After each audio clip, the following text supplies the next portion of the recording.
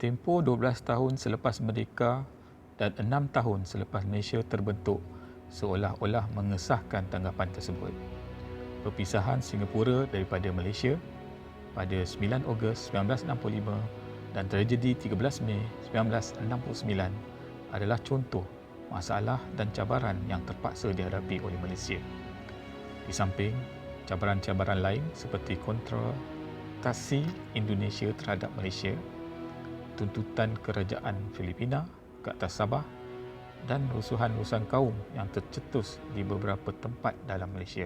Dengan mewarisi bentuk dan corak yang telah dicernakan oleh pihak penjajah, berhadapan pula dengan cita-cita politik dan ekonomi pihak-pihak tertentu, kerajaan perikatan berhadapan dengan masalah yang bukan kecil, lebih-lebih lagi apabila berkaitan dengan masyarakat berbilang kaum di Malaysia.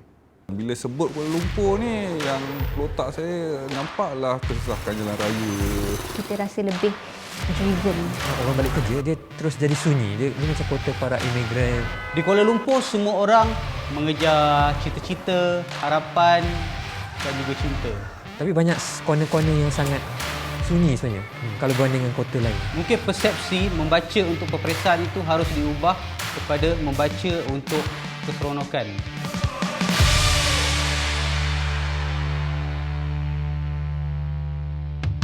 Bersama saya di sini adalah buku yang bertajuk 13 Mei 1969 di Kuala Lumpur, ditulis oleh Abdul Rahman Ibrahim.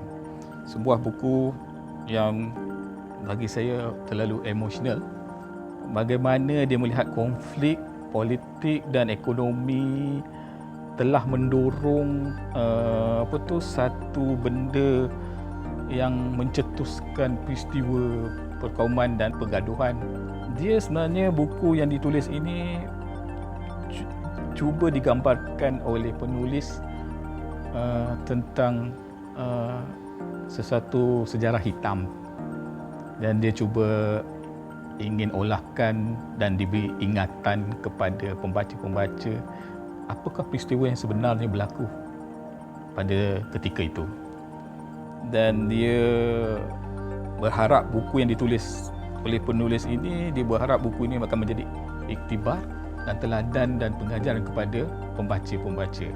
Peristiwa 13 Mei itulah mengubah sedikit pemikiran orang-orang selepas 13 Mei. Saya suka mengatakan bahawa proses dia mengagihkan penduduk di dalam satu kawasan yang tidak diasingkan. Sekarang mungkin tidak, mungkin sebab kita dah lalui zaman yang orang cakap yang mudah ataupun zaman yang senang. So peristiwa-peristiwa value persahabatan, persaudaraan, kejiranan tu hanya sebelah mata lah kalau saya lihat zaman sekarang.